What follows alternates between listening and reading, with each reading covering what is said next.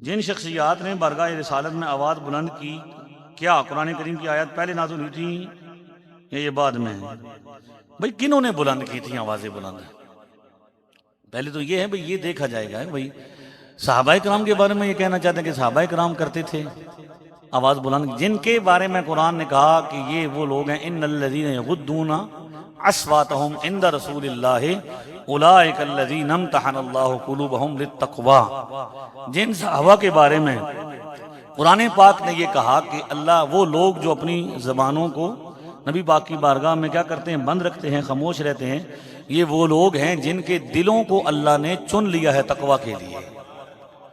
तो वो कौन लोग थे जो हुजूर की बारगाह में सर झुका के बैठे रहते थे? बुखारी के मुताबिक जिनके सर झुके रहते थे जैसे उनके सरों पर क्या हों, परिंदे बैठे हों। तो आपस में फिर उन्होंने बोलना ही, हत्ता कि ये जिस बंदे के बारे में थी, जिस सहाबी के बारे में, वो तो बहरे थे। तो बहरा बंदा वो क्या होता है, वो नॉर्मली ज्यादा ऊंचा बोलता है। वो समझता है कि जिस तरह मैं कम सुनता हूँ अगला बंदा भी क्या होता है, तो वो कोई नॉर्मली यानी नॉर्मल की चीज है। कोई एक सहाबी भी बेअदबी की नीयत से हुजूर की बारगाह में आवाज बुलंद नहीं करेगा। लिहाजा ये जो कहानियां हैं, तारीखी कहानियां हैं, चाहे वो जिस किताब में भी हैं, उनके मुकाबले में कुरान पाक को ज्यादा तरजीह है। कुरान पाक पहली दलील है। कुरान पाक सहाबा के राम के बारे में कहता है रदी अल्लाहु अन्हुम व रदू अन, अल्लाह उनसे राजी, वो अल्लाह उनसे करा। उनके बारे में फरमाता है कुल्लम वअदल्लाहुल हुस्ना, अल्लाह ने हर एक के लिए क्या किया है, जन्नत का वादा किया है। कुरान उनको जन्नती कह रहा है, उनके साथ राजी होने का ऐलान फरमा रहा है। और आजकल ये लोग कह रहे हैं कि सहाबाए किराम रदी अल्लाह अन्हुम ने हुजूर की बारगाह में, अगर इसका मतलब ये तो ये है कि वो सहाबाए किराम ने हुजूर से तरबियत नहीं हासिल की, हुजूर उनकी तरबियत करने में कामयाब नहीं हुए, ये बताना चाहते हो दुनिया को कि नबी पाक की पहली क्लास जो है, जो हुजूर ने तैयार की, वही क्या थी? तो सहाबा पर ज़बान तान दराज इसलिए की जाती है कि हारून रशीद ने एक बंदे को कत्ल करवाया जो बेदीन हो गया था, लादीन था और इल्हाद फैलाता था। तो तगड़े हुक्मरान थे और उसने उसको कत्ल करवाया। आखिर में पूछा कि तुमने इनकार तो करना होता है दीन का, किसका? लेकिन तुम सबसे पहले सहाबा पर क्यों तान करते हो? तुम लोग शुरू किससे करते हो? छोटे छोटे काम, छोटे छोटे बहाने, यूं हो गया जी, ये हो गया जी, ऐसा कर दिया, वैसा कर दिया। और हवाले क्या हैं? तारीख की किताबों के। तो उससे पूछा भी क्यों ऐसा करते हो, सहाबा पर क्यों शुरू करते हो? उसने कहा इसलिए कि नबी पाक की पहली क्लास सहाबा है और सहाबा ने दीन हम तक पहुंचाया है। जब सहाबा से एतबार उठ जाएगा तो दीन से भी एतबार, क्योंकि दीन लेके आने वाले हम तक कौन है? पहले बंदे, पहली जमात कौन सी है? तो अब सहाबा के बारे में ये साबित हो जाएगा कि सहाबा नऊज़ुबिल्लाह आपस में लड़ते रहते थे, उनका आपस में मोहब्बत ही कोई नहीं थी। जबकि कुरान कहता है रुहमा बैनहुम, आपस में वो क्या थे? भाई भाई थे। अब कुरान की बात माने या किसी कहानी साज की बात माने? इसलिए नबी पाक सल्लल्लाहु अलैहि वसल्लम के सहाबाए किराम, कुछ चीजें पहले हुई हैं तो नार्मली हैं। पहले भी सहाबा ऐसे नहीं थे कि कोई सहाबा बेअदबी की नीयत से आवाज बुलंद करते थे, ऐसी बात नहीं थी। हुजूर की बारगाह में वो बड़े अदब से बैठते थे, बात नहीं करते थे। ये तो नॉर्मली जो कहा गया। अब जिस तरह हुआ कि या इस तरह ना पुकारो, जिस तरह आपस में एक दूसरे को पुकारते हो, तो वो देहाती आदमी आए, देहाती ने बाहर से आवाज लगाई या मोहम्मद, बाहर लो, देखो हम बुलाते हैं एक दूसरे को, एहसान साहब गल सुनना, मुदस्सिर साहब गल सुनना कहते हैं ना। तो फरमाया हुजूर को इस तरह नहीं बुलाना जिस तरह आपस में एक दूसरे को बुलाते हो। तो नॉर्मली बातें थी, कोई बेअदबी से तो नहीं ना बुलाते थे वो पहले। तो यानी वो काम भी बारगाह रिसालत में मना कर दिया जो रूटीन की बात है। ये बारगाह रिसालत है, अदब गाए एस ज़ेरे आसमान अज अर्श नाजुक तर, नफस गुम कर दमी आयत जुने दो बायजीद ईंजा। बाबे जिबरील के पहलू में जरा धीरे से फख्र जिबरील को यूं कहते हुए पाया गया, अपनी पलकों से दरे यार पे दस्तक देदा, ऊंची आवाज हुई उम्र का सरमाया गया।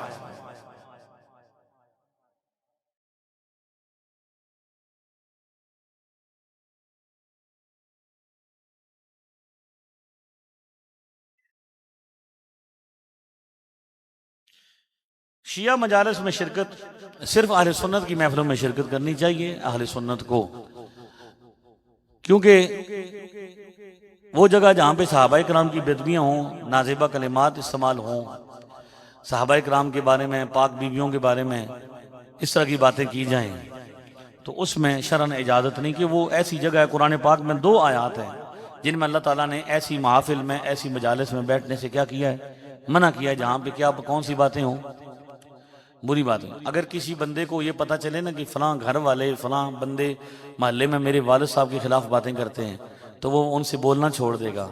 लेकिन नबी करीम अलैहिस्सलाम के सहाबा का हक़ इतना भी नहीं रखते कि उनके बारे में ज़बान दराज़ियाँ करने वालों को अपना भाई बना के तो उनके साथ बैठना, तो ये बिल्कुल दुरुस्त नहीं है। नबी पाक ने, बुखारी में मौजूद है, उस बंदे का जनाजा नहीं पढ़ाया जो हज़रत उस्मान से बुग़्ज़ रखता था। खुलफ़ाए राशिदीन के जिक्र में तसाहुल बरतना बिल्कुल गलत बात है। नबी पाक की हर निस्बत का एहतराम, आपकी ज़ात का एहतराम, आपकी बात का एहतराम, आपकी निस्बत का एहतराम। तो सरवरे दो आलम सल्लल्लाहु अलैहि वसल्लम की जो निस्बतें हैं, उन सब निस्बतों का एहतराम, खुलफाए राशिदीन हों या आले बैत अतहार हों, मौला अली हों या सिद्दीक़े अकबर हों, जिसका जिक्र हो खुले दिल से सुनना चाहिए। एक का जिक्र दूसरे की नफी नहीं। कि अगर सिद्दीक़ अकबर का जिक्र हो रहा है तो कोई बंदा ये ना समझेगा हज़रत अली का क्यों नहीं हो रहा, तो अब मुकाबले में हज़रत अली का जिक्र हो, या हज़रत मौला अली का जिक्र हो रहा है तो कोई बंदा क्या करे, ये कहे कि भाई हज़रत सिद्दीक़ अकबर का क्यों नहीं हो रहा जी, फौरन। हाँ, बाद में कोई बंदा कहे कि मैं उसको भी पढ़ देता हूँ, लेकिन मुकाबले नहीं करवाने। शख्सियात में, हुजूर की निस्बतों में मुकाबले, सिर्फ एहतराम करना है। तो खुलफाए राशिदीन तो हुजूर की उम्मत में अफजल तरीन लोग हैं, तो इनके जिक्र में तसाहुल नहीं होना चाहिए, खूब गज वज के उनका जिक्र खैर होना चाहिए। गैर मुस्लिमों को जन्नत का मुस्तहिक कहना अल्लाह के कलाम की खिलाफ वर्जी है। कि अल्लाह फरमा रहा है कि जिसने शिरक किया, इन्नल्लाह ला यग़फ़िरु अन युशरक बिही व यग़फ़िरु मा दूना ज़ालिका लिमन यशा। मुशरिक बंदे को कभी भी अल्लाह ताला बख्शेगा, तो मुशरिक जो मुशरिक हालत में मर गया, अल्लाह फरमाता है इन्नल्लज़ीना कफ़रू व मातू व हुम कुफ़्फ़ारुन उलाइका अलैहिम लानतुल्लाहि वल मलाइकति वन नासि अजमईन खालिदीन फ़ीहा ला युख़फ़फ़ु अन्हुमुल अज़ाबु वला हुम युनज़रून। जो कुफर पर मर गया उसके अजाब में कमी भी नहीं होगी। तो लिहाजा जन्नत तो दूर की बात है, उसके अजाब में कमी। जो बंदा ये समझता है कि गैर मुस्लिम जन्नत का मुस्तहिक है, तो उसे कुरान पाक पर फिर यकीन ही नहीं है कि अल्लाह के कलाम पर अल्लाह क्या फरमा रहा है, अल्लाह का क्या कानून है। लिहाजा ये गलत बात है। मज़ारात के बारे में मुतज़ाद बातें, ये बड़े वैसे सवालात बड़े उन्होंने जी वो इशारतन किरायतन किए हैं। मुतज़ाद बातें से क्या मुराद है कि भाई मज़ारात शरीफा जो हैं वो क्या हैं, नबी पाक सल्लल्लाहु अलैहि वसल्लम के ज़माने से, सहाबा के ज़माने से मज़ारात मौजूद है। सबसे पहले मज़ार किसने बनाया भाई? सहाबा ने बनाया। किसका बनाया? नबी पाक का बनाया।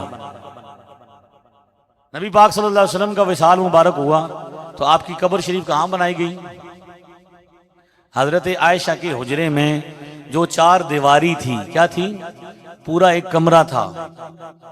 तो अगर कब्र पर इमारत बनाना मना होता तो सहाबा उस कमरे के अंदर क्यों नबी पाक की कब्र बना रहे हैं, जो क्या है, ऊपर है? कि कब्र के अंदर ऊपर मज़ार बनाएं, इमारत बनाएं, या इमारत के अंदर कब्र बनाएं? बात एक ही है ना, कि कब्र के ऊपर इमारत बनाएं या इमारत के अंदर, तो बात तो एक ही है कि नहीं है? तो सहाबा कराम ने बनाई। मैंने जब ये कहा तो मुझे एक बंदा कहता है, छोटे मिर्जा साहब का साथी, मुंह बोला शागिर्द, कि जनाब ये तो हुजूर को हुक्म था सहाबा कराम को कि नबी की जहां विसाल होता है वहीं पे उनको दफन होता है।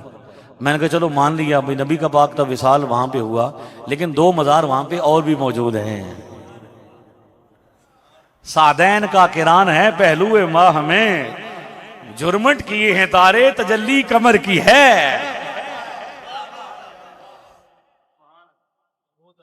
ये कुछ तवज्जो है खास है। सुभान अल्लाह, वरूद हो रहा है। तो हुजूर का मज़ार बनाया, सिद्दीक़ अकबर का मज़ार बनाया, हज़रत उमर का मज़ार बनाया। और मुस्नद अहमद बिन हंबल में रिवायत है, कट ले रात वाले नंबर सारे, हज़रत आयशा सिद्दीक़ा रज़ी अल्लाह ताला अन्हा फरमाती हैं कि मैं जो है जब हुजूर का मज़ार शरीफ बना ना वहाँ भी उस हुजरे में, तो मैं जाती थी इसी तरह नॉर्मल पोजीशन में कि सर पर कपड़ा दुपट्टा होता था, कभी नहीं होता था। फिर वहाँ पे हज़रत अबू बकर सिद्दीक़ का मज़ार बना तो फिर मैं भी इसी तरह जाती थी कि भाई ये इन्नमा हुआ ज़ौजी व अबी, ये मेरे वालिद साहब हैं, ये मेरे शौहर हैं। कब्र भी नहीं कहा कि हुजूर की कब्र है और मेरे वालिद साहब की, ये मेरे वालिद साहब हैं, ये मेरे शौहर हैं। और समझ नहीं आ रही आपको, ये मेरे वालिद की कब्र है, ये मेरे शौहर की कब्र है, ये लफ्ज नहीं है। इन्नमा हुआ ज़ौजी व अबी। हाँ जी, मुस्नद अहमद बिन हंबल 25,660 सही हदीस सनद के साथ 25,660 नंबर रिवायत में है कि इन्नमा हुआ ज़ौजी व अबी, ये मेरी ज़ौजे मोहतरम हैं और ये मेरे वालिद मोहतरम हैं। लेकिन फिर क्या हुआ, वहां पे हजरत उमर का मज़ार बन गया। तो जब हजरत उमर का मज़ार बना तो फिर मैं अपने आप को पूरा लिपेट के पर्दा करके जाती थी। हया मिन उमरा, हजरत उमर के हया की वजह से मज़ार पे हाजिरी देती थी, लेकिन पर्दा करके जाती थी। तो हजरत आयशा बाकायदा तीनों मज़ारात पे हाजिरी भी देती थी और उनका ये अकीदा और नजरिया था कि हजरत उमर भी देख रहे हैं, मेरे वालिद साहब, तभी तो पर्दा कर, वरना कब्रों से पर्दा करने का मतलब क्या है, नहीं समझ आई। तो ये पहला मज़ार किसने बनाया? सहाबा ने बनाया। और सहाबा इकराम में से किसी एक सहाबी ने भी एतराज नहीं किया, भाई हुजूर ने तो मज़ार बनाने से, कब्र पर इमारत बनाने से, अब क्या करें कि वो जो हदीस है उसका तर्जुमा गलत करते हैं। सादे सीधे बच्चे हैं, इनको अरबी आती नहीं होती, ब्रैकेटें लगा लोगों के आगे पीछे, इनको क्या करते हैं, खराब करने की कोशिश करते हैं। जो हुजूर ने मना फरमाया ना इमारत ना बनाओ, लफ्ज है बिना। क्या है? बिना कहते हैं बुनियाद को, कि कब्र बनाते हुए कब्र के ऊपर ऐरा नहीं, यहाँ पे नहीं कहते हैं पंजाबी में, नी नहीं रखनी, यानी कब्र के ऊपर इमारत, ये कब्र है और इसके ऊपर कद, उस पर बैठना भी नहीं। बल्कि एक हदीस में हुजूर, एक बंदा बैठा तो हुजूर, तुमने इसको तकलीफ पहुंचाई। नबी पाक का भी यही फरमान है कि कब्र वाले को बैठने से तकलीफ होती है, जो बंदा मर के खत्म हो गया उसको तकलीफ का क्या मतलब है? ठीक है, तो जनाब हुजूर ने जो मना किया उस पर इमारत नहीं बनानी, कब्र पर दीवार नहीं रखनी इमारत बनाते हुए। बाकी सहाबा किराम ने क्या किया, और जिस दौर में हज़रत आयशा ने वो इमारत बनाई, हुजरा था वो तो बड़ा कच्चा था, हर जमाने के हर खलीफा ने उस इमारत को, उस मज़ार को तामीर किया, पक्का किया। हत्ता कि उमर बिन अब्दुल अजीज ने उस पर फिर क्या किया, बहुत ज्यादा उस पर फिर गुंबद भी बना दिया गया, ठीक है, ताज़ीम के लिए। तो हम ये कहते हैं कि हजरत उमर बिन खत्ताब का मज़ार बनाया गया, हजरत सिद्दीक़ अकबर का मज़ार बनाया। बल्कि बुखारी में है कि एक मरतबा बारिश हुई और रोज़ा अक़दस की जो दीवार थी वो गिर गई, तो अंदर से एक पाँव मुबारक ज़ाहिर हो गया। तो सारे लोग खौफ में मुब्तला हो गए कि कहीं नबी पाक का कदम शरीफ तो नहीं। तो फिर एक पुराने साहबी आए या ताबी आए, उन्होंने आगे बताया कि भाई ये हजरत उमर का पाँव है। फिर उसको तामीर किया गया, दीवार को गिर गया था तो तामीर किया। साहबा वो हैं कि मज़ार कच्चा हो जाए तो उसको पक्का करते हैं, सहाबी मज़ार बनाते हैं, वहाबी मज़ार गिराते हैं। साहबा मज़ार बनाने वाले, सहाबी मज़ार बनाने वाले, वहाबी मज़ार गिराने वाले। अगर साहबा मज़ार गिराने वाले तो बुखारी में क्यों है ये कि उन्होंने फिर दोबारा उसको तामीर किया हर दौर में। और अब छोटे मिर्जा साहब के इल्म की हालत देखी, कहते हैं वो जी गुंबद असल में मज़ार को कहते हैं। एक बंदे को मैंने कहा भाई हुजूर ने हुक्म दिया कि कब्रों की ज़ियारत किया करो, तो मज़ारात पे जाने का हुक्म तो हुजूर ने खुद दिया है। पहले मैं तुम्हें मना कुन्तु नहैतुकुम अन ज़ियारतिल क़ुबूर फ़ज़ूरूहा फ़इन्नहा तुज़क्किरुल आखिरा। मुस्लिम में, तिरमिज़ी में, बड़ी बड़ी किताबों में है कि पहले मना किया करते थे, फिर फरमाया आप क्या करो। तो मैंने उसे कहा कि हुजूर ने तो ज़ियारत करने का हुक्म दिया। वो कहता है मज़ार किसको कहते हैं? मैंने कहा मज़ार कब्र को कहते हैं। उसको कहते हैं जिसमें वली दफन हो। अदब से कब्र नहीं कहते, कब्र शरीफ कहते हैं, मज़ार शरीफ कहते हैं। तो जिन बंदों का ये हाल, वो कहते हैं नहीं गुंबद मज़ार को कहते हैं। सुभान अल्लाह, वो हमारी एक वीडियो है, हमने उस पर जवाब रिकॉर्ड कराया। तो वो जब हदीस 1185 नसाई की गले पड़ गई ना, तो उसके जवाब में क्या कहते हैं भाई, किसी ने पूछा ना कि भाई नबी पाक ने तो नमाज में मना कर दिया रफ़ा यदैन, तो कहते हैं हुजूर ने नमाज में रफ़ा यदैन नहीं मना किया, बल्कि हाथ उठाने से मना किया। रफ़ा यदैन किसको कहते हैं? इल्म पे डुलदा है जी, छाटा मार रहा है, हाथ उठाने से मना किया। तो रफ़ा यदैन किसको कहते हैं? अरबी ज़बान का लफ्ज़ है। रफ़ा यदैन का मतलब ही है दोनों हाथों को उठाना। अहले सुन्नत में होने का दावा और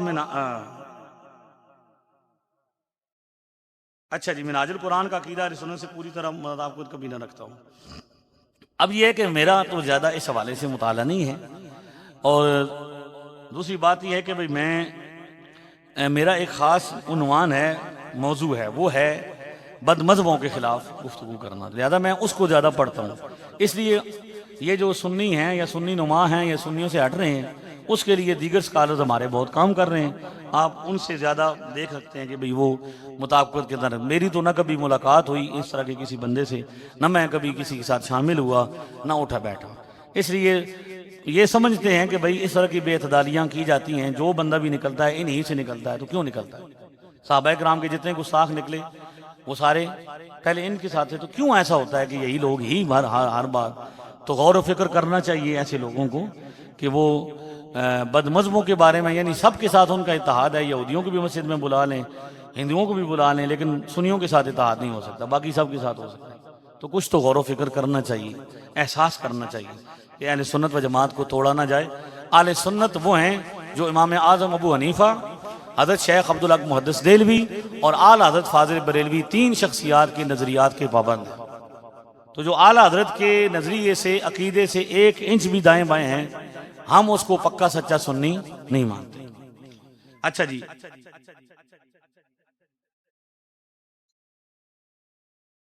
लफ्ज़ मुजद्दिद का इस्तेमाल किया जाता है, तो मुजद्दिद का फैसला तो ज़माने के उलमा करते हैं, शागिर्द या मुरीद नहीं करते। एक कौल के मुताबिक दाढ़ी जो है ना, ये दाढ़ी एक मुश्त, यानी कुछ लोग कहते हैं कि मुश्त से कम दाढ़ी सुन्नत है, तो मुश्त से कम सुन्नत किसी ज़माने में किसी एक साहबी ने भी नहीं रखी। तो एक मुश्त वाजिब है। जिस बंदे की दाढ़ी एक मुश्त से कम है, उसके पीछे नमाज पढ़ना मकरूह तारीमी। क्या बड़े मिर्जा साहब के सब्सक्राइबर छोटे मिर्जा साहब से कम हैं? सब्सक्राइबर अच्छा जी, सब्सक्राइबर का तो मुझे नहीं पता, लेकिन जिस तरह बड़े मिर्जे के कुफर पर पूरी उम्मत का इजमा हो चुका है, इसी तरह छोटे मिर्जा साहब की बदतमीज होने पर, बेअदब होने पर, जाहिल होने पर पूरी उम्मत का इत्तेफाक हो चुका है।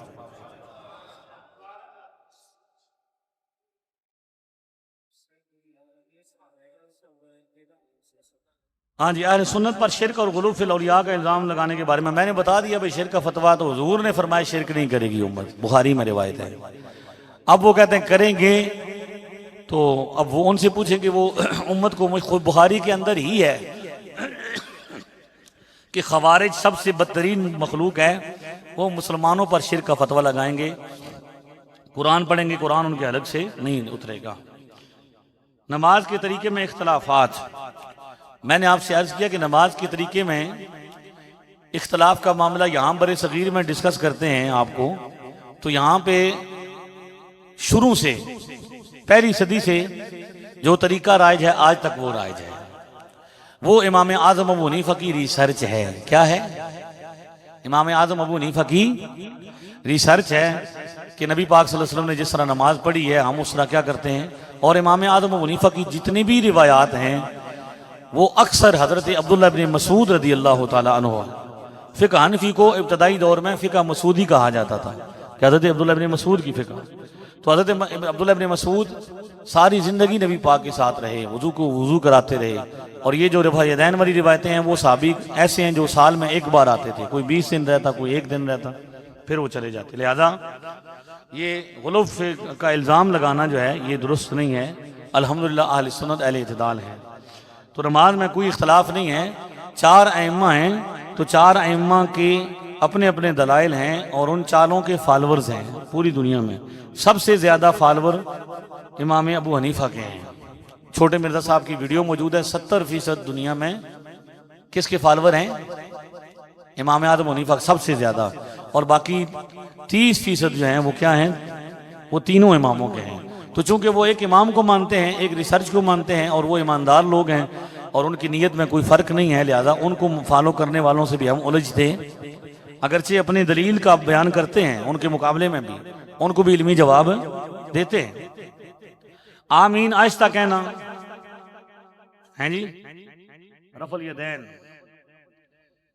नबी पाक सल्लल्लाहु अलैहि वसल्लम ने हदीस शरीफ में मौजूद है,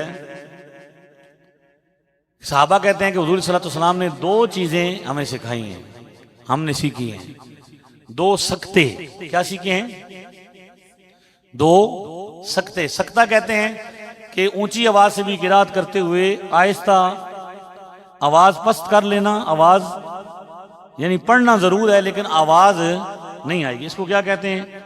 सकता कहते हैं। ये अबू दाऊद शरीफ में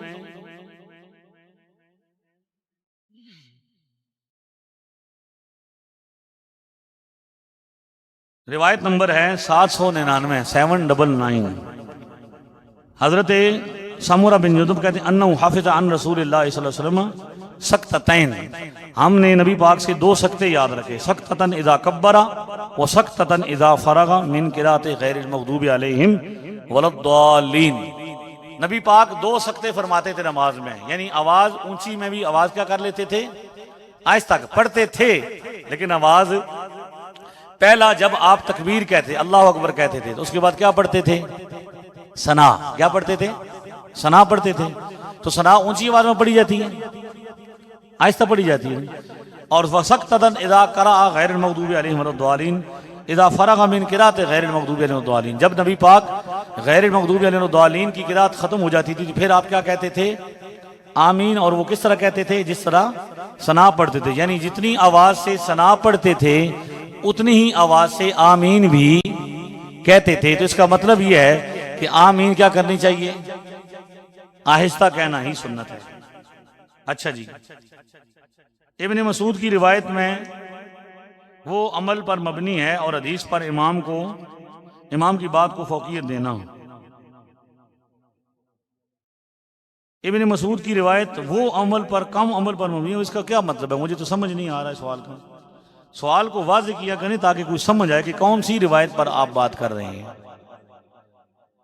तकलीद इमाम हनीफा पर सख्ती से हदीस पर अमल करने वाले को गलत और इमाम की बात पर अमल को सही कहना। भाई आप किस तरह ये कहते हैं कि आप सारी हदीसों पर अमल कर सकते हैं? अगर एक बंदा ये कहता है कि मैं किसी इमाम को नहीं मानता, दरमियान से निकालता हूं, वो मेरे सामने आके बैठ जाए, मैं फिर हदीसें पढ़ता रहता हूं, वो अमल करके दिखाए। आप हदीस नहीं छोड़ते। जब हम ये हदीस बताते हैं रफ़ यदैन वाली, भाई तिरमिज़ी में 257 नंबर में रिवायत है रफ़ यदैन न करने की, तर्क करने की। इसी तरह अबू दाऊद में 749 है, नसाई में 1027 है। जब हम ये रिवायतें बताते हैं तो क्या कहते हैं जी? ये क्या है जी? ज़ईफ़ है। हदीसें छोड़ते हैं कि नहीं छोड़ते? आप छोड़ें तो आप हदीस के मानने वाले, हम छोड़ें तो हम हदीस के मुनकिर। ठीक नहीं? वैसे एक हम कहते हैं कि हम जो इमाम अबू हनीफा को फॉलो करते हैं, दर हकीकत उसके पीछे भी कुरान और सुन्नत है। क्या है? उनकी रिसर्च है। वरना जिस बंदे का ये दावा है ना कि वो हदीस पर अमल करता है, तो मेरे सामने आए, मैं हदीसें पढ़ता हूं, मुझे अमल करके दिखाए, और सियासत और बुखारी से पढ़ूंगा, तो सारी हदीसों पर अमल नहीं हो सकता ना। हदीसें तो हर तरह की मौजूद हैं। तो फिर जरूरत है मुहक्किक की, मुज्तहिद की, जो इन बातों का क्या करे? माहिर हो, और वो अपनी एक राय कायम करे। तो 4 लोगों ने राय कायम कर दी, उम्मत ने मान लिया, अब नई राय की जरूरत नहीं। इसलिए तकलीद का मतलब ये नहीं भाई दलील के बगैर इमाम साहब को हम फॉलो करते हैं। ये हमने मसाइल नमाज में इमाम अबू हनीफा की 63 दलीलें पेश की हैं सियासत से। कितनी? तो पढ़ो ना, आगे आओ। इमाम अबू हनीफा की ही ताकीद पर अमल और बाकी इमाम गलत हैं।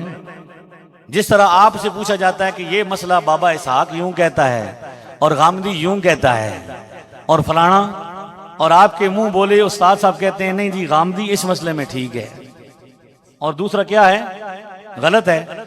आपके मुंह बोले टीचर कहते हैं इस मसले में इमाम बुखारी से हम इख्तलाफ करते हैं, फलां से हम इख्तलाफ करते हैं। हालांकि आपके मुंह बोले उस्ताद की इल्मी काबिलियत ये है कि वो रान को अरबी जबान में पट कहते हैं, ठीक है, तो वो हक रखते हैं। तो हमारे इमाम साहब तो 4 इमामों में से एक इमाम को फॉलो इसलिए किया जाता है कि हमारा ये नजरिया है कि इमाम अबू हनीफा की तहकीक सबसे मजबूत है, इसीलिए सबसे ज्यादा उस पर अमल होता है, सबसे ज्यादा।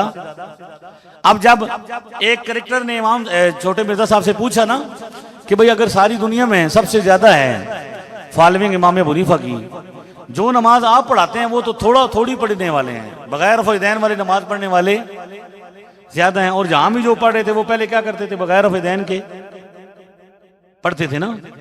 तो आप ऐसा क्यों हो गया? तो वो कहते हैं एस्टेब्लिशमेंट की वजह से। भाई काजी अबू यूसुफ काजी थे किसके? उसके हारून रशीद के। हारून रशीद को फौत हुए 1300 साल से ज्यादा हो चुके हैं और उसका रोब आज तक कितना बाकी के बादशाह मान गया, लेकिन लोग हरी भी डरे ना नमाज वो भी पढ़ते हैं जी बादशाह पढ़ाई। और आप भी तो कहते हैं ना कि हमारा एस्टेब्लिशमेंट के साथ ताल्लुक है, मैं मिसिंग पर्सन करवा दूंगा, हमें धमकियां देते हैं ना। तो अगर एस्टेब्लिशमेंट के साथ ताल्लुकात की वजह से लोगों की नमाजें बदलती हों और नबी पाक वाली नमाज लोग छोड़ देते हों, तो आपकी नमाज लोग क्यों नहीं पढ़ रहे? क्यों नहीं आपके लोग बढ़ रहे और आप मुंह छुपाते क्यों फिरते हैं? इतना पर्दा तो कोई जनानी नहीं करती जितना आप करते हैं। और आपको डर भी बड़ा लगता है कि आखिरी बंदा जो कत्ल करने आया था उसकी जेब से सुई बरामद हुई है, आपको सुई से भी डर लगता है। बुकाना पाड़ना सी बंदे ने, समझ आ रही है? तो स्टैब्लिशमेंट की वजह से नहीं, इमाम आज़म अबू हनीफा की दलाइल सबसे ज्यादा सुन्नत के करीब होने की वजह। तो बाकी इमाम गलत नहीं है, बाकी इमामों के दलाइल सवाब पर मबनी नहीं है, उसमें से हक बात इमाम अबू हनीफा पर हम उसको अमल करते हैं। अच्छा जी, बरेलवी हर बात पर इमाम की तकरीर करते हैं, हदीस की नहीं। क्यों नहीं करते? आप सामने आए जिस बंदे का ये दावा है कि हम फलां मामले में हदीस की पैरवी नहीं करते, हम दिखाएंगे कि हम हदीस की पैरवी करते हैं। मैं जब कह रहा हूं कि मैं अपने आप को पेश कर रहा हूं, एक अमल की बात नहीं, 15 सदियों का रिकॉर्ड मुझसे मांगू, मैं देने को तैयार हूं। कमरे से बाहर तो निकलो, कुंडी तो खोलो, पर्दा तो निकालो। बेखुदी बेसबब नहीं गालिब, कुछ तो है जिसकी पर्दादारी है। छोटे छोटे बच्चे सामने आ जाते हैं, आपसे सामने नहीं आया जाता, तो किसी दिन उनको निकालें, बिठाएं, फिर हम बताएंगे कि भाई हदीस क्यों छोड़ते हैं हम। कोई अभी आप नहीं चीज छोड़ी, आप जामे तिरमिज़ी की 257 छोड़ते हैं, क्यों छोड़ते हैं? हम तो मानने वाले हैं, हमारी ये तरजीह है और तरजीह भी मुज्तहिद पहली सदी से कर रहा है। दीनी तालीम कम और रस्मी कलाम मिलाद कुल 11वीं खत्म पर जोर के मतलब। नबी पाक सल्लल्लाहु अलैहि वसल्लम ने अपने सहाबी का कुल पढ़ाया। मुस्लिम शरीफ में रिवायत है, हजरत माइज बिन मालिक सहाबी हैं, हुजूर ने खुद जनाजा पढ़ाया, कब्र में खुद उतारा। 3 दिन के बाद 4 दिन के बाद हुजूर ने फरमाया चलो उनके घर चलते हैं। सब सहाबा को लेकर गए और वहां जाके उनके लिए इज्तिमाई तौर पर दुआ की, यानी खत्मे कुल पढ़ा। सहाबा ने पूछा या रसूलल्लाह दुआ कर रहे हैं, उलमा कहते हैं कि भाई जिसका जनाजा हुजूर पढ़ा दें। तवज्जो है, अब ये ग्रुप ना बनो ना यार, ग्रुप ना बनो, बाद में जिसे मिलना हो मिल ले। यहां पे मेरी बात सुनो, मैं अर्ज कर रहा हूं, जिसका जनाजा नबी पाक पढ़ा दें, दुआ की जरूरत है उसे? 3 दिन के बाद दुआ क्यों कर रहे हैं? हालांकि हुजूर जिसके लिए दुआ कर दे वो जन्नती। इजाबत ने जुड़कर गले से लगाया, बड़ी नाज से जब दुआए मोहम्मद। ठीक है, फरमाते हैं उलमा के इसलिए कि हर मरने वाला सहाबी नहीं होगा, हर जनाजा पढ़ाने वाला नबी नहीं होगा। और नबी पाक अपनी उम्मत को तालीम दे के जा रहे हैं कि मेरे बाद हाँ जी लोगों को दुआ की जरूरत होगी, तो इसलिए क्या करना, दुआ का सिलसिला जारी रखना। बाकी जिस बंदे पर आपको लगता है ना कि बरेलवी लोग, हम सुन्नी लोग जो हैं वो इल्म नहीं पढ़ते, तो आपको जो बड़ा आलिम लगता है उसको हमारे सामने बिठाएं। क्या करें? हमारे सामने बिठाएं, इल्म और जहल, खड़ा और खोटा, सारा क्या हो जाएगा? सामने। करामत के बारे में वजाहत, जो अमीर अहले सुन्नत की कैमरे में तस्वीर नहीं आती थी, अब कैसे आती है? भाई देखें, माजरा ये है कि भाई नबी पाक सल्लल्लाहु अलैहि वसल्लम की मोजज़ात भी हैं। ये जो अब आपको, अब वही अभी मैंने कहा ना कि इल्हाद की तरफ लेके जा रहे हैं। ये आखिरी सवाल है ना? अच्छा, बैक भी है। इल्हाद पर लेके जा रहे हैं कि कहते हैं कैमरे में पहले तस्वीर नहीं आती थी, अब क्यों आती है? ये पोस्टें बना बना के शेयर करते हैं कि भाई वली क्या करते थे, गौस पाक क्या है।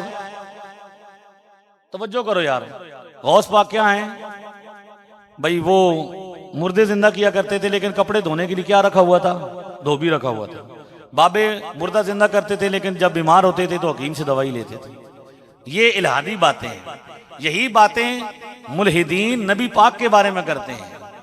सारी हदीसों में है ना कि नबी पाक सल्लल्लाहु अलैहि वसल्लम ने हज़रत कतादा की आंख ठीक की, किसी साहबी का बाजू कट गया उसको ठीक कर दिया, किसी की टांग जख्मी होगी फौरन क्या कर दी। लेकिन मुल्हिद कहता है कि ओहद के मकाम पर जब नबी पाक का अपना दांत मुबारक टूट गया तो हुजूर का वो नहीं निकल रहा था। तो कल ये भी कहोगे बदबख्तो कि एक तरफ तो नबी पाक टांगें ठीक करते थे, दूसरों की आंखें ठीक करते थे, अपना तो दांत जख्मी हो गया तो उसका इलाज नहीं कर सके। वही ऊंट जो नबी पाक की खिदमत में आके क्या करता था, बावला हो हल्का हो तो हुजूर उस पर हाथ फेरते थे, तो वो क्या करते थे? सर झुका देते थे। और वही सवारी है जिसने नबी पाक को नीचे गिरा दिया और क्या कर दिया? हुजूर जख्मी हो गए। तो आपको पता ही नहीं है कि भाई मामला क्या है। भाई इतने कम वक्त हैं, दिमाग से आ रही हैं, अकल है ही नहीं कि भाई अब वो बंदा जिसकी कुरान से करामत साबित है, कुरान से जिस बंदे की करामत साबित है, क्या नाम है उनका? आसिम बिन बरखिया। 1 सेकंड से कम में उन्होंने क्या किया? तख्त मंगवाया। अब वो बंदा जिसने 1 सेकंड से कम अरसे में तख्त मंगवाया, तो वो सारे काम इसी तरह करता होगा कि चुटकी मारता होगा, खाना सामने आ जाता होगा, चुटकी मारता होगा और कपड़े धुले धुलाए सामने आ जाते होंगे। बाकी सारे काम रूटीन से होते हैं। बाकी सारे काम है। करामत का इजहार कभी कभी होता है जब अल्लाह चाहता है किसी की शान जाहिर करने के लिए। तो अल्लाह ताला जब चाहता है कब करामत हो जाती है। अब ओहद में, बदर में फरिश्ते नाजिल हुए कि नहीं हुए मदद करने के लिए? लेकिन ओहद में फरिश्तों ने मदद। मुल्हिद कहता है कि भाई अगर इस्लाम सच्चा मजहब है तो भाई वो जो ओहद में आए थे, उसमें बदर में, ओहद में फरिश्ते किधर चले गए थे? छोटे मिर्जा साहब उसी को कॉपी पेस्ट करते हुए कहते हैं 65 में बाबे आए थे, 71 में क्यों नहीं आए? तो हम ये कहते हैं कि भाई अल्लाह तबारक व तआला की रजा और मर्जी है। जब वो चाहता है क्या करता है? किसी को भेजता है मददगार, कभी आजमाइश कर लेता है। नबी पाक सल्लल्लाहु अलैहि वसल्लम ने कितनी करामतें दिखाई, कितने मौजज़ात दिखाए हैं। चांद को 2 टुकड़े किया, कितने, लेकिन क्या हर मकाम पे मौजज़ा ही दिखाया है या अमली तौर पर प्रैक्टिकल भी काम किया है?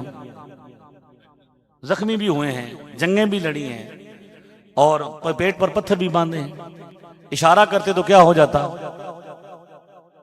करबला में जनाब मेने मारते हैं ये लोग भी। करबला में अगर इमाम हुसैन मददगार थे, मौला अली थे, तो मदद क्यों नहीं की? तो चलो तुम कहते हो भी मौला अली मददगार नहीं थे, अल्लाह तो मददगार है, अल्लाह ने क्यों नहीं की? तो जवाब यही है ना कि भाई अल्लाह जब चाहता है मदद कर देता है, कभी आजमा भी लेता है। हज़रत ईसा अलैहिस्सलाम, मौलाना रूम कहते हैं ईसा अलैहिस्सलाम के पास शैतान आया और उसने कहा कि आपका ये यकीन है कि जब तकदीर आएगी तभी क्या होगा? मौत आ जाएगी? और मैं बिल्कुल, जब लिख गई तभी आएगी। तो उसने कहा कि यहां से छलांग लगाएं, अगर मौत लिखी हुई तो मर जाएंगे, नहीं तो नहीं मरेंगे। तो फरमाया इबलीस ये शैतान है तू, ये अल्लाह का काम है कि वो बंदों को आजमाए, बंदों का ये काम नहीं कि वो अल्लाह को आजमाना शुरू कर दे। लिहाजा कैमरे लगा के करामतों का मुतालबा करना यहूदियों का तरीका है। यहूदियों ने कहा था कि हम उसी को नबी मानेंगे जिसकी कुर्बानी को आग आके आसमान से खा ले। आप एक कुर्बानी करें, आग आसमान से आग आके खा जाएगी, हम आपको क्या मान लेंगे? मुझे ये बताइए कि अल्लाह के लिए और नबी पाक के लिए मुश्किल था कि एक कुर्बानी होती और आग आसमान से आ जाती, यहूदी क्या हो जाते? मुसलमान हो जाते। लेकिन अल्लाह ने ऐसा नहीं किया। यहूदियों के मुतालबे पर भी उनको उनकी मर्जी का मोजा नहीं दिखाया। क्यों?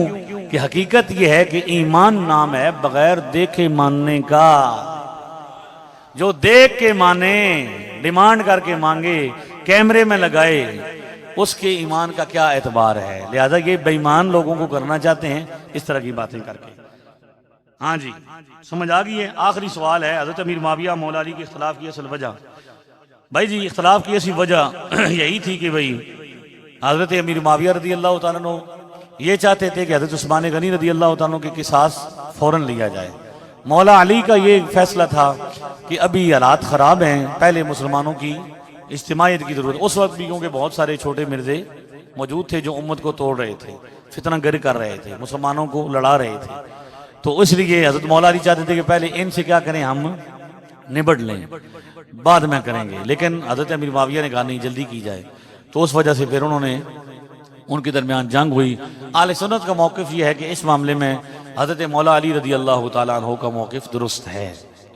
लेकिन चूँकि हजरत अमीर मुआविया भी सहाबी हैं, इसलिए उनके दरमियान के इंटरनल मामलात में हम ज़बान दराजी नहीं करते। हम उनको क्या करते हैं, जब मौला अली ने उनके जनाजे भी इकट्ठे पढ़े, नमाजें भी इकट्ठे पढ़ी, और उनका कोई भी, जब वो जंग ख़त्म हो गई तो उनकी माल गनीमत नहीं दिया, उनके साथ बागियों वाला सलूक नहीं किया, उनकी औरतों को लौंडियाँ नहीं बनाया, बल्कि कहा कि ये भी मुसलमान है और हम भी क्या हैं, मुसलमान है। और सबसे बड़ी दलील बुखारी शरीफ में खुद नबी पाक ने हज़रत इमाम हसन को गोद में बिठा के ये कहा कि ये मेरा बेटा सैयद है, अल्लाह ताला इसके ज़रिए दो मुसलमान अजीम गुरों के दरमियान सुलह कराएगा।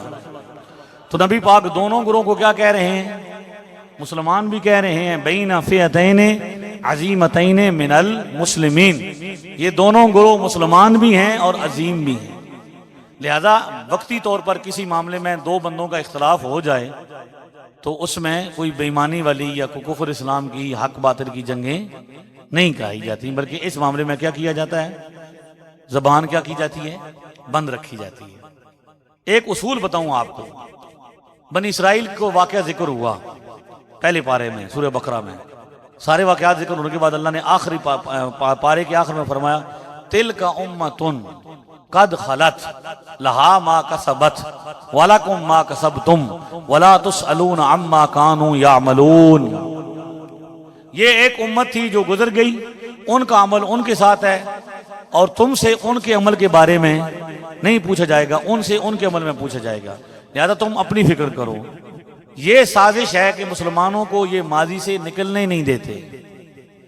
इस्लाम के दुश्मन क्या करते हैं, इस्लाम को माजी से नहीं निकलने, आगे की नहीं करने देते कि मुसलमानों को आगे चलने दे। एक बंदा उठा देते हैं तनख्वाहदार, जो क्या कहता है जी साहबा ने यूं किया था, साहबा ने यूं किया था, फिर वो उलझना शुरू कर देते हैं, फिर बच्चों को परेशानी हो जाती है। भाई अगर उनमें से कोई मामला था भी तो अल्लाह ताला के सुपुर्द हो गया, वो दुनिया से तशरीफ ले गए, आपसे उनके बारे में नहीं पूछा जाना। आप क्यों उलझ रहे हैं दरमियान, आप कौन है भाई? हम फरे एक जासूस था ईसाइयों का, उसकी ने डायरी लिखी, वहाबियत उसने बनवाई थी, फिरका उसने बनाया था। वो कहता है कि मुसलमानों में इस वक्त दो फिरके हैं, शिया और सुन्नी।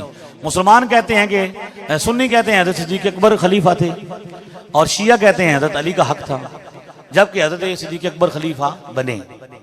ठीक है, वो कहता है मुसलमान इतने सादे हैं ये सारे लोग शिया वगैरह कि अगर आज ये मान लिया जाए कि हजरत अली को खिलाफत हक दा उनका, तो अब दिलवा सकते हैं उनको। तो इस पर लड़ाई झगड़ा करना, मुनाजरा करना, बहसें करने का क्या मतलब है? लिहाजा ये शीयत है, वहाबियत है, जितने फिरके परस्तियां मुसलमानों को माजी से नहीं निकलने देते, उलझा के रखना है, मुसलमानों में इख्तलाफ पैदा करना है। भाई हम मौजूद नहीं थे वहां पे, क्या थे? हम नहीं थे, हमने नहीं देखा कि हमारे सामने क्या, हमने सुना है और जो बुजुर्गों से सुना है उसी मुताबिक हम अमल करते हैं कि मौला अली ही क्या है, उनकी राय ठीक थी। लेकिन अगर हज़रत अमीर मुआविया ने उसको नहीं माना, उनके साथ इख्तलाफ किया, तो उनका इख्तलाफ हक था, मुजतहिद थे, तो उनको उस पर अजर भी मिलेगा। हदीस पाक में है कि मुजतहिद जब इज्तिहाद करता है तो उसको अजर मिलता है। फिर उनका मामला अल्लाह के सुपुर्द हो गया। अब तुम कौन हो दरमियान में? तो कभी पहले क्या था, मौदूदी उठाया, फिर ये इसरार आया, फिर अब ये आ गया, कल कुछ और ले आएंगे तनख्वाहदार बंदा। ज़ाहिर है बेरोजगारी है, काम नहीं है, तो तनख्वाहें जो हैं वो तनख्वाहदार बंदे जब बंदे को कमरे के अंदर बैठ के चां चां करने का और डैमेज हैज बीन डन बार बार कहने का, यानी हर हफ्ते डैमेज हैज बीन डन, यानी आप यहां से अंदाजा लगा लें कि जिस बंदे का नारा ही यही है। डैमेज हैज बीन डन का मतलब क्या है? डैमेज हैज बीन डन का मतलब क्या है? तोड़ फोड़ मुकम्मल हो गई। यानी जिस बंदे का नारा स्लोगन ही यही है कि मैंने मुसलमानों के दरमियान क्या करनी है? तोड़ फोड़ करनी है, मुसलमानों को तोड़ना है। तो मुसलमानों का हमदर्द वो बंदा हो सकता है जो मुसलमानों को तोड़ता है। मुसलमानों का हमदर्द वो है जो मुसलमानों को जोड़ता है। अल्हम्दुलिल्लाह हम जोड़ रहे हैं। हम बाप को बेटे से मिला रहे हैं, बेटे को बता रहे हैं पुत्र तेरा बाप जिस अकीदे पर था वो सही अकीदा है। भाई भाई को मिला रहे हैं। और वो क्या कहते हैं? तुम मस्जिदों में जाओ, वहां पे फितने करो, आग लगा दो, घर वालों को कहो अब्बा जी को अब्बा जी तुसी तो शै ही को नहीं, अम्मी नु आखो अम्मी जी तुसी शै ही को नहीं। उलमा कहते हैं, सुन्नी उलमा कहते हैं घर जाओ वाले साहब के हाथ चूमो, माँ जी की पाँव क्या करो? चूमो, क्योंकि हदीस में अल जन्नत तहत अक़दाम उम्महातिकुम, जन्नत तुम्हारी माओ के कदमों के नीचे है। उलमा कहते हैं माँ बाप की खिदमत करो, माँ बाप का अदब करो, उनके हाथ पाँव चूमो। और छोटे मिर्जा साहब कहते हैं कि आप क्या करो? उनसे जाके कहो अम्मी जी तुसी ते शै ही को नहीं, अब्बा जी तुसी ते शै ही को नहीं। यानी जो बाजारों में, चौकों में, चौराहों में लोफर लोगों की जबानें थी, उनके जो इस्तिलाहात थी, टर्म्स थी, छोटे मिर्जा साहब दीन के नाम पर वो फैला रहे हैं। हम ऊपर हदीस लिखते हैं, नीचे वो कहते हैं डैमेज है। हम ऊपर कुरान की आयत लिखते हैं, वो कहते हैं बाबे शाही को नहीं। अब कुरान के मुकाबले में ये नारे और ये बदतमीजियां ये कौन सिखा रहा है? इसलिए हर दौर में ये फैसला किया गया दुश्मनाने इस्लाम मुसलमानों को तोड़ने के लिए लड़ाना चाहते हैं। इसलिए छोटे मिर्जा साहब तो अपने मुंह से अपना मकसद बता चुके हैं कि मैंने तो अपने बच्चे बाहर ले जाने हैं, उन बच्चों को मैंने अपनी सीट पर नहीं बैठाना, क्योंकि मेरी तनख्वाह क्या होगी है पूरी होगी, तो मैंने चले जाना है। दो तो चले गए, दो भाई तो अब्बा जी बेचारे सुन्नी वो उसी पर है, तो मैंने तो चले जाना है, बच्चों को भेज देना है। तो पीछे उम्मत की होसी लड़ती रहती, पहले तो आपस में लड़नगे ना, उन्हें मुंह बोले शगिर्दा जो कोई आखेगा नहीं मैं हकदार हाँ इतने बैठ का, तू आखेगा मैं हकदार हाँ, त्री आखेगा मैं हाँ। पहले तो आपस में लड़ेंगे, फिर उनकी कितनी किस्में हो जाएंगी। तो उनका तो मकसद क्या है? मुंह से बयान हो चुका है, कहा कि ये पगड़ी और दाढ़ी और जुल्फें रखी हुई हैं, ये ऐसे ही है जैसे एक जानवर पालना है।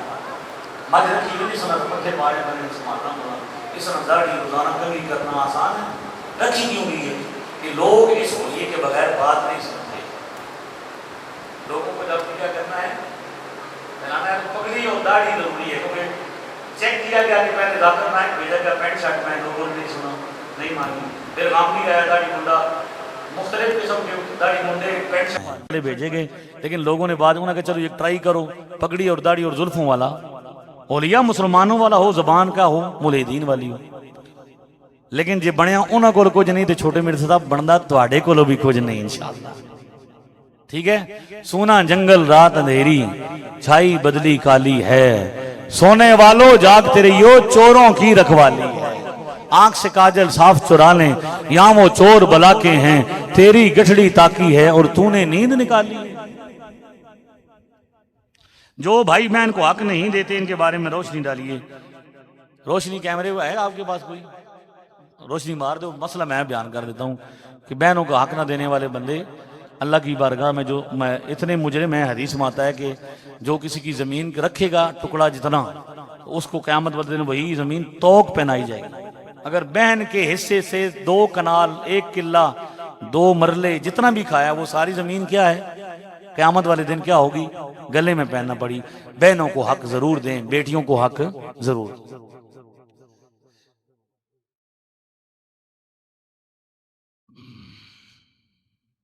तकबीर में जो लोग एक एक बार लफ्ज अदा करते हैं, हमें उनके बारे में क्या हुक्म है? जैसे हम तकबीर कहते हैं अल्लाह अकबर अल्लाह अकबर है,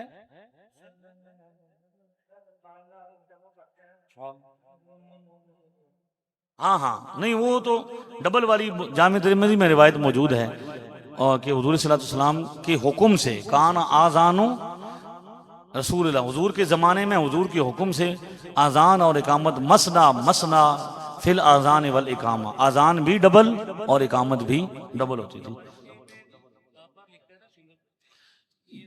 हाँ जी, वो सिंगल वाली, यही अर्ज किया ना कि सिंगल, जो इमाम बुखारी की रिवायात नमाज वाली हैं ज़्यादातर हैं, मैंने आपको वो मनसूख रिवायात है, उनके मुकाबले में हमारी तरजीह मौजूद है, यानी दोनों तरफ आ गई, डबल वाली भी सिंगल वाली भी।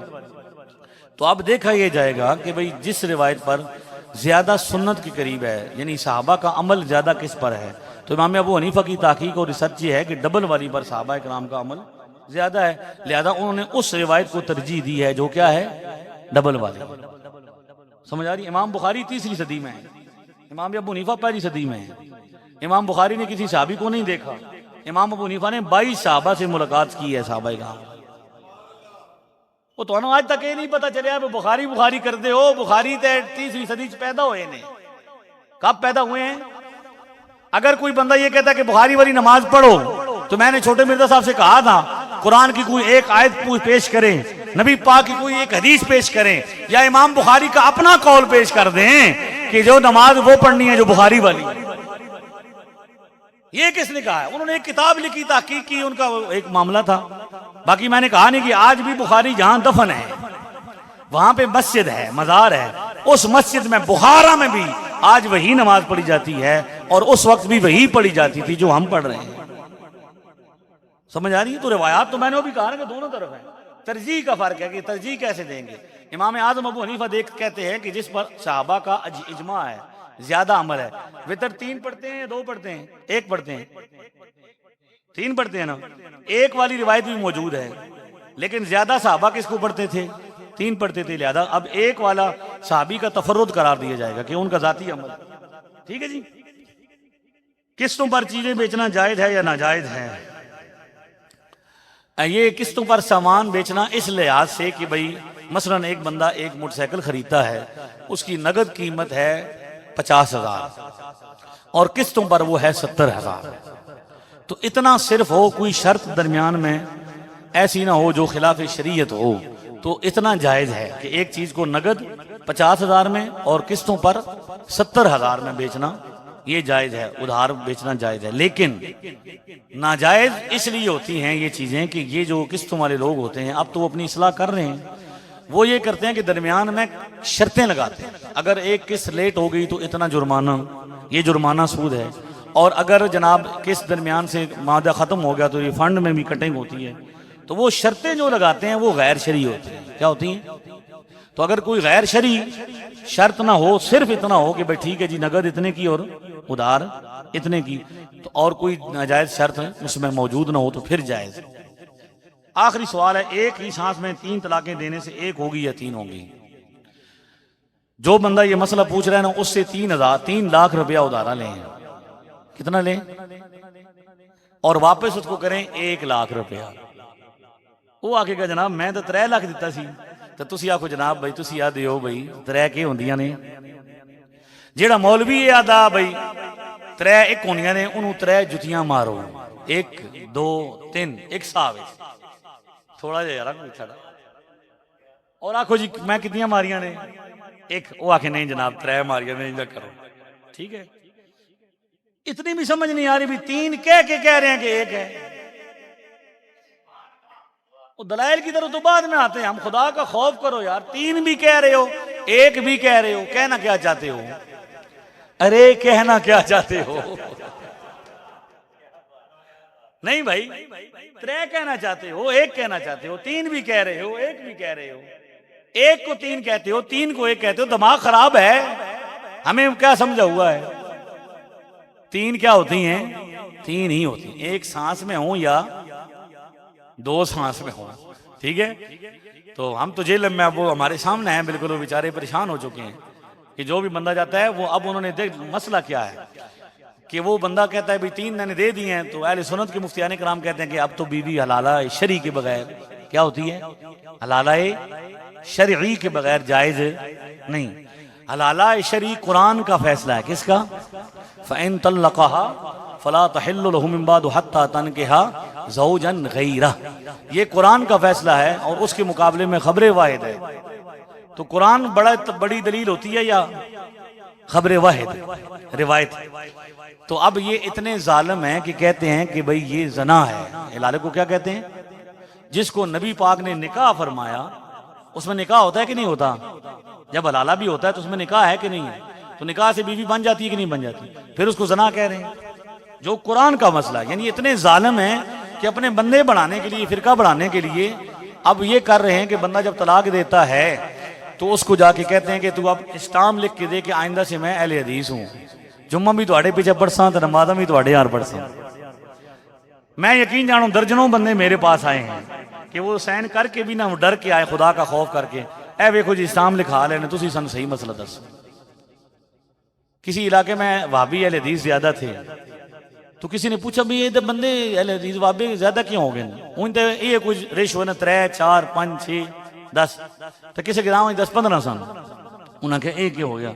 उन्हें कहा जी ये बंदे ज्यादातर केस हैं गुस्से वाले सन, तलाक ज्यादा देने सन, तो इनके पास जितने बंदा है जमा है वो सारे तलाकों वाले हैं, और हल को नहीं था वहाबी हो गए तलाकों में। हमारे इलाके में एक बंदे ने तलाक दी, उसने कहा तेनू लख तलाक, तेनू करोड़ तलाक, तेनू 1000 तलाक। पहले 1 2 3 100 तो 1000 तक गया, 1000 तो लख तक गया, लख तो करोड़, जितने नाल तू छुटती है तेन इतनी तलाक। तो वो भी फिर उन्हें क्या थी एक बना दी थी। तो ये तलाकी है, क्या है तलाक। ये इस वजह से बंदों को क्या करते हैं, जमा करते हैं। 3 ही होती हैं, 3 सोटियां मारो, 3 डंडे मारो, 3 जुतियां मारो रख के, तो आखो जी एक है मनसू नहीं 3, ठीक है जी। 3 ही होती हैं। बुखारी और मुस्लिम में भी हदीस मौजूद है, सहाबा का इजमा है, उम्मत का इजमा है। और यहाँ पे इनको हमारे बुजुर्ग छोटे राफजी कहते थे। बड़े राफजी तो उन्हें जो सहाबा को गालियां देते हैं, ये गैर मुकल्लिद छोटे राफजी हैं कि ये हजरत उमर के फैसले के बारे में क्या कहते हैं, हजरत उमर का जाती फैसला है। उमरी बिदत कहते हैं, तरावी को क्या कहते हैं, उमरी नऊज बिल्ला। अगर हजरत उमर भी बिदत करते थे तो फिर सुन्नत किसको बोले पुत्र। इसलिए ये नई चीजें हैं, इनसे बचना जरूरी है। 3 तलाकें 3 ही हैं। तलाक 1 देनी चाहिए, बहुत मजबूरी भी अगर हो तो देनी नहीं चाहिए, नापसंदीदा चीज, सब्र करना चाहिए। लेकिन अगर कोई 3 देता है, 1 देता है, तो उससे भी मसला हल हो जाता है ना, नसीहत हो जाती है। अगर रुजू करना हो तो रुजू हो जाता है, ना भी करें तो बात उसके बाद इद्दत के बाद फिर वो बायना हो जाती है। 100 साल 10 साल के बाद भी अगर वापस आए तो आपस में निकाह दोबारा कर सकते हैं।